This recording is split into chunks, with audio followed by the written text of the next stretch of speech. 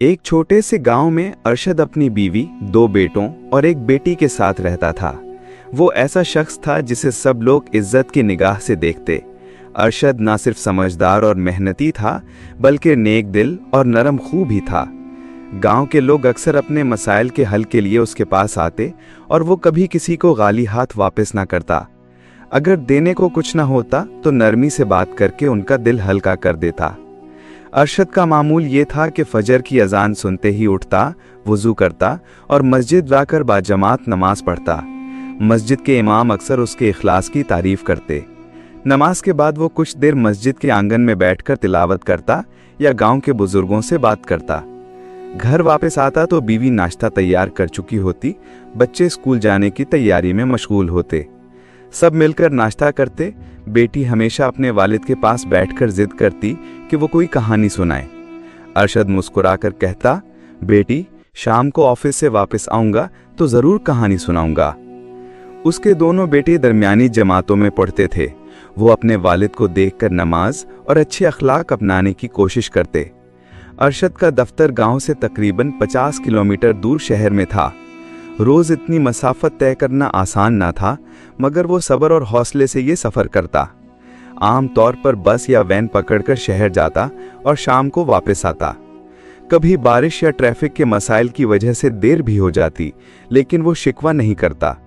हमेशा कहता, रिस्क के लिए मेहनत करनी चाहिए, रिस्क तो अल्लाह देता है। उसकी बीवी एक घरेलू खातून थी जो बच्चों की पढ़ाई, खाना पकाने और घर के तमाम कामों को बेहतरीन तरीके से संभालती। अरशद अक्सर उससे कहता, तुम्हारी मेहनत ही मेरी जिंदगी आसान बना देती है, अल्लाह तुम्हें खुश रखे। गांव में लोग उसे भरोसे के काबिल इंसान समझते थे। किसी को पैसों की जरूरत पड़ती तो वो अरशद के पास जाता, किसी झगड़े में सुलह करानी होती तो अरशद को बुलाया जाता। यहाँ तक कि गांव के बच्चे भी अगर आपस में लड़ते तो अरशद प्यार से समझा देता।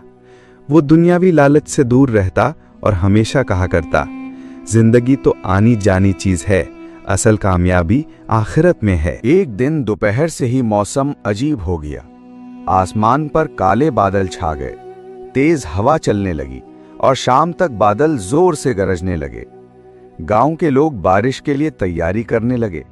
खिड़कियां बंद की गईं, जानवरों को बाड़ों में बांध दिया गया। अरशद उस दिन भी शहर गया हुआ था। ऑफिस का काम ज्यादा था, इसलिए शाम को देर हो गई। जब वो शहर से वापसी के लिए निकला तो बारिश जोरों पर थी। रात गहरी हो चुकी थी। बिजली की कड़क ने माहौल को और भी खौफनाक बना दिया। मेन सड़क पर पानी भर चुका था। कहीं कहीं हल्की रोशनी थी, लेकिन ज्यादातर जगह अंधेरा ही अंधेरा था। अरशद बारिश की तेज बूंदों से बचते हुए बस स्टैंड पर जा खड़ा हुआ। घड़ी देखी तो रात के 10 बज चुके थे। बस स्टैंड सुनसान था। सिर्फ बारिश की टपटप, कुत्तों के भौंकने और केकड़ों की आवाजें सुनाई दे रही थीं। अरशद ने दिल ही दिल में कहा, अल्लाह मेरा मुहाफिज है, इंशाअल्लाह सब खैर होगी। लेकिन वक्त गुजरता गया। 1 घंटा बीत गया, मगर कोई सवारी ना आई। अंधेरी रात और मुसलसल बारिश ने माहौल को मजीद डरावना बना दिया। अचानक दूर से एक रोशनी दिखाई दी। अरशद ने आंखें फाड़ कर देखा। वो रोशनी किसी गाड़ी की थी। दिल में खुशी की लहर दौड़ गई। उसने सोचा, शुक्र है, शायद बस आ रही है, अब मैं घर पहुंच जाऊंगा। चंद लम्हों बाद वाकई एक पुरानी सी बस करीब आ गई। बस के ब्रेक लगने की आवाज ऐसी थी जैसे लोहे के टुकड़ों को जोर से रगड़ा जा रहा हो। वो आवाज इतनी खौफनाक थी कि अरशद का दिल दहल गया, लेकिन उसने खुद को तसल्ली दी, शायद पुरानी बस है, इसलिए ब्रेकों की आवाज ऐसी है। बस के दरवाजे खुले और अरशद अंदर दाखिल हुआ। हैरत की बात यह थी कि बस में सिर्फ 4 लोग बैठे थे और सबने अपने चेहरे रुमाल से ढांप रखे थे। उनकी खामोशी अजीब सी थी, न कोई हलचल, न बातचीत, बस एक डरावनी खामोशी। अरशद ने सीट संभाली और दुआ की कि बस जल्द गांव की तरफ निकले। कुछ लम्हों बाद एक शख्स उसके करीब आया। वो भी रुमाल ओढ़े हुए था। वो किराया लेने के लिए झुका। जैसे ही उसने हाथ बढ़ाकर टिकट दिया, अरशद की नजरें उसके हाथों पर पड़ी। उसके नाखून गैर मामूली लंबे और नोकीले थे। अरशद के दिल पर एक अजीब सा खौफ तारी हुआ। उसने नजरें चुरा लीं और खामोशी इख्तियार की। मगर जैसे ही वो शख्स वापस जाने के लिए मुड़ा, उसके रुमाल का किनारा हटा और अरशद ने एक लम्हे को उसका चेहरा देखा। वो कोई आम इंसान न था।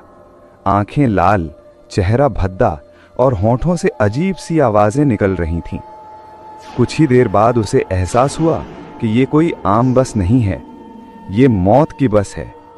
ड्राइवर की तरफ नजर डाली तो वो भी इंसान नहीं बल्कि खौफनाक शक्ल का शैतान था। अरशद ने दिल ही दिल में कलमा पढ़ा और हिम्मत करके ड्राइवर के पास गया। तुम कौन हो? ये कौन सी बस है? अरशद ने लरसती आवाज में पूछा। ड्राइवर ने कोई जवाब न दिया। अरशद ने दोबारा बुलंद आवाज से कहा, मैं पूछ रहा हूं तुम कौन हो? अब ड्राइवर ने कहकहा लगाया। उसकी आवाज गरजदार और खौफनाक थी। हा हा हा हा हा, ये मौत की बस है। जो इसमें एक बार बैठ जाए वो कभी वापस नहीं जा सकता, और अब तुम्हारी बारी है मरने की। ये कहकर वो जोर से हंसने लगा। अरशद ने पीछे मुड़कर देखा तो एक और खौफनाक शैतान चाकू लिए उसकी तरफ बढ़ रहा था। उसके लंबे दांत, खुली आंखें और हौलनाक कहकहा माहौल को लर्जा रहे थे। अरशद का दिल तेजी से धड़कने लगा, लेकिन उसने अपने आप को याद दिलाया, अल्लाह के जिक्र में सुकून है। उसी लम्हे उसने पूरी कुव्वत से अजान देना शुरू कर दी। अल्लाहु अकबर, अल्लाहु अकबर। जैसे ही अजान की आवाज बुलंद हुई, शैतान कानों पर हाथ रखकर तड़पने लगे। उनकी शक्लें मस्क हो गईं। वो चीखने लगे, बस करो, ये आवाज बंद करो। लेकिन अरशद की आवाज बुलंद से बुलंद तर होती गई। अजान की बरकत से वो शैतान एक एक करके जलने लगे। ड्राइवर अपनी सीट पर तड़पने लगा और फिर धुआं बनकर गायब हो गया। बाकी मुसाफिर भी खौफनाक चीखों के साथ राख में बदल गए। चंद लम्हों बाद बस खाली हो गई। माहौल पुरसुकून हो गया। बारिश भी थम गई। अरशद ने गहरी सांस ली। उसकी आंखों से शुक्र के आंसू बह निकली। अल्हम्दुलिल्लाह, मेरा अल्लाह सबसे बड़ा है। अब वो बस में अकेला बैठा था।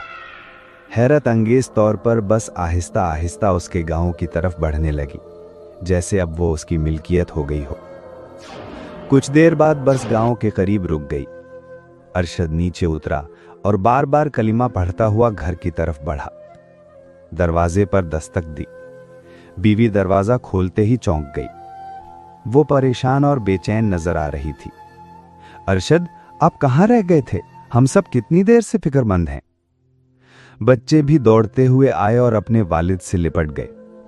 बेटी रोते हुए बोली, अब्बू, मैं डर गई थी, मुझे लगा आप वापस नहीं आएंगे। अरशद ने सबको सीने से लगाया और कहा, बेटी, मैं क्यों वापस ना आता? जब तक अल्लाह चाहे कोई शैतानिया ताकत इंसान को नुकसान नहीं पहुंचा सकती। घर के अंदर बैठकर उसने पूरा वाकया अपने घर वालों को सुनाया। बीवी और बच्चे हैरत से सुनते रहे। उनकी आंखों में खौफ के साथ साथ अल्लाह पर ईमान की रोशनी भी झलक रही थी। अगले दिन जब अरशद ने यह वाकया गांव के लोगों को सुनाया तो सब हैरान रह गए। कुछ के रोंगटे खड़े हो गए, लेकिन सबने ये मान लिया कि वाकई अल्लाह के जिक्र में वो ताकत है जो शैतानी कुव्वतों को खत्म कर देती है। एक बुजुर्ग ने कहा, यह किस्सा हम सब के लिए सबक है। हमें हमेशा अल्लाह को याद रखना चाहिए। इमाम मस्जिद ने भी जुमे के खुतबे में अरशद के वाकये का जिक्र किया और कहा कि मशक्कत के वक्त में अजान और कलिमा ही सबसे बड़े हथियार हैं। उस दिन के बाद अरशद का अल्लाह पर यकीन और मजबूत हो गया। वो पहले से ज्यादा इबादत करने लगा।